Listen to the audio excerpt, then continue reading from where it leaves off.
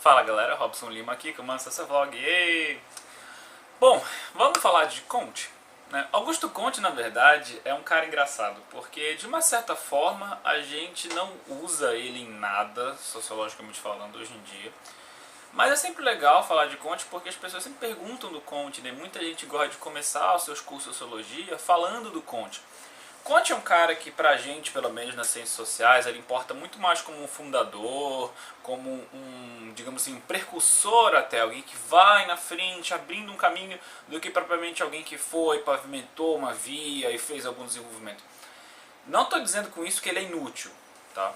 Eu só estou dizendo com isso que a contribuição dele para a sociologia é bastante diferente de uma contribuição de um Durkheim, de um Marx, de um Weber, de um Simmel ou de outros pensadores da época dele, um pouquinho depois, que vieram depois. O interessante do Comte é que, apesar dele ter sido o cara que fundou o nome de sociologia, na França quem trouxe a sociologia de uma maneira respeitável enquanto ciência foi o discípulo dele, o Émile Durkheim. Discípulo, digamos, não oficial, mas enfim, primeiras coisas primeiro, né? 16 anos de idade, Augusto Comte começa a frequentar a Escola Politécnica de Paris e depois de algum tempo ele vai se tornar um secretário do Conde Saint-Simon. Saint-Simon, para quem não sabe, foi um dos pais do socialismo utópico, que era uma corrente filosófica que disputava com o Marx, né? Na verdade, o Marx brigava com eles, né? Para quem não, o socialismo utópico ele tinha essa ideia de que a sociedade poderia mudar, resumindo, muitas correntes diferentes. Ele tinha essa ideia que a sociedade poderia mudar através de algum grande esforço conjunto entre industriais e políticos e o povo, né? E obviamente vocês podem ver como o Marx tinha problemas com isso, né? O Saint-Simon, na verdade, ele tinha uma ideia que os industriais deveriam apoiar a criação de... Enfim, é uma ideia interessante, mas não é o foco desse vídeo. O que é interessante é que o Comte começa a discordar do Saint-Simon justamente nessa questão, porque para ele esse foco demasiado no trabalho dos industriais, na reconstrução de uma sociedade perfeita, positiva, onde os homens viveriam em harmonia e solidariedade, para o Comte isso não deveria passar tanto pela via do industrial, esquecendo, né, a via da ciência. Comte está muito mais preocupado com o saber científico. Ele está muito mais preocupado que a ciência do tempo dele refletisse as transformações do espírito que estavam acontecendo na Europa do século XIX, aquele contexto todo de revolução industrial, de positivismo e de como as pessoas enxergavam a ciência como digamos, o que nos levaria a um amanhã melhor e tal. Aquela coisa toda. Ainda éramos bastante iludidos em relação a isso. Então vamos lá. Nessa época que ele trabalhava com o Saint-Simon, que Augusto Comte ele vai começar com a concepção dele de a lei dos três estados e dos três estados. A lei dos três estados é interessante porque é basicamente a única coisa que a gente diz de Comte nos cursos, né? O pensamento do Comte na realidade ele é bastante grande, ele é bastante amplo, mas vamos por partes.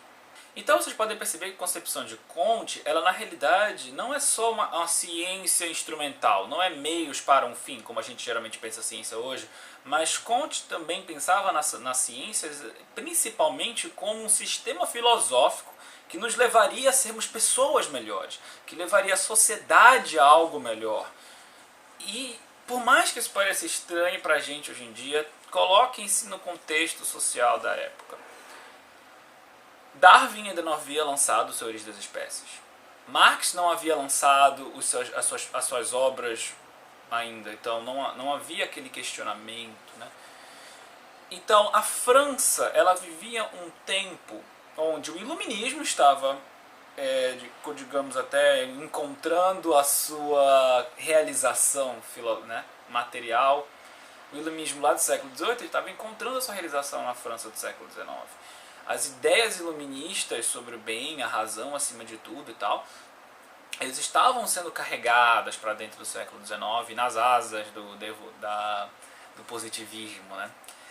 Então, quando a gente pensa nessas coisas, essas leis dos três estados não parecem tão estranhas. Vamos falar das leis mesmo em si. Os estados em si, ela não é tão desconhecida para vocês, eu espero. São basicamente três estados.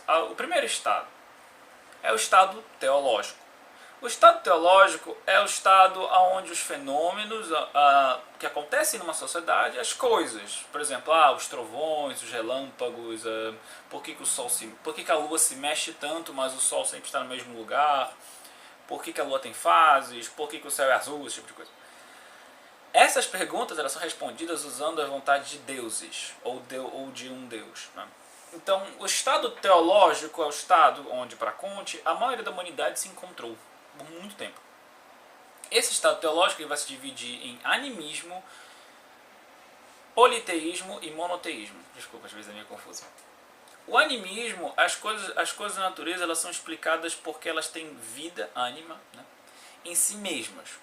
O tronco, digamos, a árvore levou um relâmpago porque o deus do trovão estava na árvore, ou algo assim, entende? Aliás, o costume de bater na madeira vem disso, tá? Mas isso é uma outra história. O politeísmo já é quando essa noção de vida sai dos objetos e passa a ir para deuses. Então nós temos aqueles panteões egípcios, o panteão de deuses gregos, o panteão de deuses romanos, etc, etc. Então essas noções, o deus ou os deuses, eles começam cada um no seu quadrado e eles dão forma e ordem ao mundo, né? Já é diferente do animismo, onde está todo mundo meio misturado e tal, mas a ordem está lá, de alguma forma. Eventualmente nós passamos para o monoteísmo, que é onde um deus governa todo o mundo. Robson, essa teoria ela é meio eurocêntrica, né? Tipo, ela está ignorando o fato de que existiam regiões inteiras do mundo onde o monoteísmo nem era uma religião tão importante assim, por exemplo, o Japão e a China. Mas essas críticas vão vir depois. O segundo estágio é o estágio metafísico. O estágio metafísico, na realidade, é onde a gente começa já a pensar a realidade em termos mais racionais, mas ainda meio, sabe, não muito bom. A gente começa a pensar em termos, por exemplo, a gente já não fala mais a vontade de Deus, mas a gente fala, para usar um termo da física, né, a gente fala no éter. Eu não sei por que por exemplo, você sabia a mecânica de Newton, né, clássica, não explicava o movimento de Mercúrio. Por que Mercúrio se mexe meio diferente dos outros? Não sei, o éter. Sabe? Eram umas coisas, eu não sei o que é, então se pensava que o espaço não era vazio, entendeu? O espaço entre os planetas. Existia uma substância lá, que era o éter, e essa substância que mantinha tudo, segurando tudo no lugar. De alguma forma, entendeu? Era uma coisa bem assim. Porque ninguém sabia, ninguém tinha medir. Isso é só um exemplo, obviamente. Tem outras coisas também, por exemplo, interessante para as ciências sociais. Na época do Marx, as pessoas falavam, o próprio socialismo utópico, na verdade, ele pensava na razão, ou com R maiúsculo mesmo, como quase uma entidade, né, que nos levaria ao amanhã e tal. E que isso é bobagem, né? Pelo menos pro Marx, né? Marx virou e disse, não, cara, isso é uma grande bobagem. Não existe a razão com R maiúsculo, existem homens reais pensando em circunstâncias históricas específicas. E esse tipo de coisa é interessante, porque por Comte, esses nossos choques de concepções de mundo mostravam o quanto a nossa ciência ainda era muito criança, né? Enquanto a gente ainda não sabia das coisas. Então, eventualmente, nós alcançaríamos o estado positivo, que é o terceiro estado de uma sociedade, onde as respostas são obtidas através da ciência positiva. A ciência positiva, para quem não sacou ainda, a ciência positiva ela é uma ciência que se baseia em observações. Ela é uma ciência que nós chamamos, né, dentro de filosofia, de conhecimento e tal, de empirista. Ela é uma filosofia dos fenômenos que nós podemos tocar. Se eu posso pegar nesse controle remoto, ele existe, eu posso observá-lo, eu posso ver suas cores, eu posso ver a sua interação com uma TV e descobrir como ele funciona. Mas eu só posso fazer isso porque a TV e o controle são visíveis e são observáveis. Vocês podem ver que tem uma diferença aí, né, das ciências sociais, porque as ciências sociais agora, não só sociologia, mas antropologia, ciência política, a gente lida com muitas coisas que a gente não vê. Né? A gente não vê a sociedade. A gente não vê o capital, mas eles estão aí, as realidades estão presentes. Vocês já podem ver que tem que ter uma ruptura bem interessante aí. Então, esses três estados são o fundamento, no sentido de que é o essencial da doutrina do Comte. Okay? É interessante ver que essa observação ela não é observação por observar. ela é uma observação guiada por uma imaginação, o que nós chamaríamos hoje de guiada por uma teoria. E a realidade ela só podia ser entendida nesse jogo, nessa dialética. Não a dialética do Marx, mas dialética entre o que a gente está vendo, a observação em si, e a nossa imaginação sobre o que poderia estar acontecendo, que nós chamaríamos de teoria. Robson, por que essa dialética não é dialética do Marx? Porque são opostos, né? Material e ideal, né? Mas a dialética do Marx, ela primeiro vai partir do concreto, entende? E para Comte não, é diferente. A dialética do Comte ela é muito mais ligada com a dialética do Hegel, né? Que era o grande, né, cara que estava guiando todo mundo na Europa de então em termos filosóficos, né? Porque, como vocês se lembram, o Marx, como ele vira a dialética do Hegel de cabeça para baixo. Porque o que acontece é que Hegel ele entendia que a realidade não podia ser entendida em si mesma. Eu não posso olhar um livro, eu sei que está aqui dentro do livro. Não é isso. Eu tenho que abrir, eu tenho que ler o livro. Mas eu só sei que isso é um livro porque eu, da minha cabeça, do meu entendimento anterior, do meu preconceito até, eu sei que isso aqui é um livro. E no caso, é o livro do Comte ainda. Então, por isso eu sei o que é o livro. Marx não. Marx ele vai dizer que esse livro só é um livro. Isso é um livro importante para nós hoje porque ele é fruto de um processo histórico de produção de coisas que levaram este livro a acontecer. Ele não é um livro em si mesmo. Ele não é um livro que magicamente aparece e acontece dele ser importante porque ele se liga com alguma realidade fundamental nas estrelas ou sei lá o que. Não. Comte estava mais próximo dessa visão do Hegel, da razão com R maiúsculo que se conecta conosco.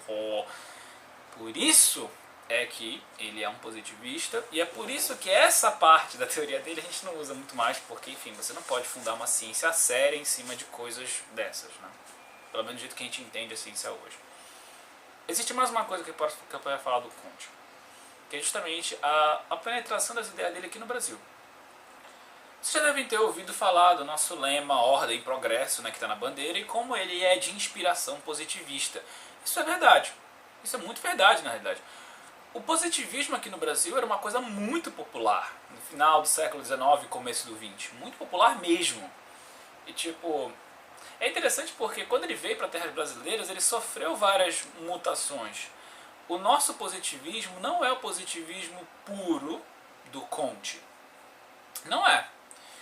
O que é interessante porque o positivismo do Comte, quando ele fala dessa lei dos três estados, a consequência lógica para ele é justamente a fundação da religião da humanidade, que é justamente a razão como a grande, por que não dizer deusa, né? Os homens sob a razão, debaixo do reino da razão, conseguiriam ter uma sociedade perfeita até.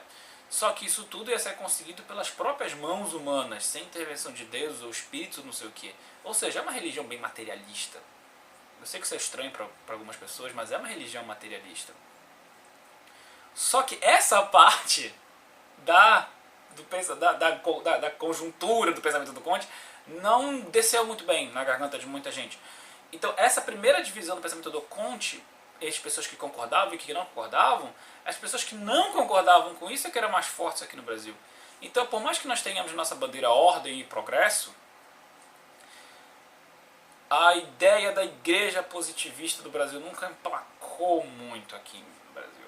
Porém, existiram muitas coisas que foram e corregaram conosco. Por exemplo, para citar só uma das coisas, a separação oficial entre igreja e Estado que foi conseguida no Brasil da proclamação da República e a reforma educacional de 1891 também foram influências do positivismo. E também a separação oficial entre igreja e Estado, oficial que eu digo... precisa fazer a separação não é oficial, porque feriados católicos, a repartição fica fechada. Mas o Estado brasileiro não é oficialmente cristão. Tá? É isso que eu estou querendo dizer. Na letra da lei da Constituição Federativa do Brasil, não há menção ao país como um país cristão, católico ou que seja. Você pode argumentar que a nossa separação ela não acontece na prática, porque as repartições elas fecham no Corpus Christi ou sei lá o que. Tá, mas você não pode negar que a separação existe na forma da lei. Okay? É disso que eu tô falando aqui, tá? Até porque essa questão, na verdade, é uma ótima questão, mas ela é mais legal da gente tratar dentro de cultura brasileira do que propriamente aqui nos vídeos de conte, tá? Mas ela é legal. Segurem ela aí pro Hangout. Beleza. E curiosidade, existe um samba positivista, quer dizer, mais ou menos. Existe um samba do Noel Rosa e do Orestes Barbosa de 1933 que se chama Positivismo. E ele faz menção à Lei dos Três Estados, para quem não sabe. Vocês podem procurar no YouTube, é um samba legal. Eu vou deixar um link aí na descrição, também vou deixar uma anotação aqui para vocês ouvirem o som. É bem legal. Então deixa de ser interessante que o samba, que é uma arte popular, acabou incorporando, né, essa coisa que parece muito teórica, que é essa coisa toda de a sociedade vai nos guiar amanhã, whatever. Isso é bem legal, na verdade, você parar para pensar, né, o que está acontecendo. Vocês tenham entendido, é um vídeo bem curto, bem então, até porque Conte, na realidade, é um autor que a gente trata mais pela história do que propriamente pelas contribuições atuais. Ele nos guia muito mais em termos de críticas que podemos fazer a ele do que propriamente por teorias.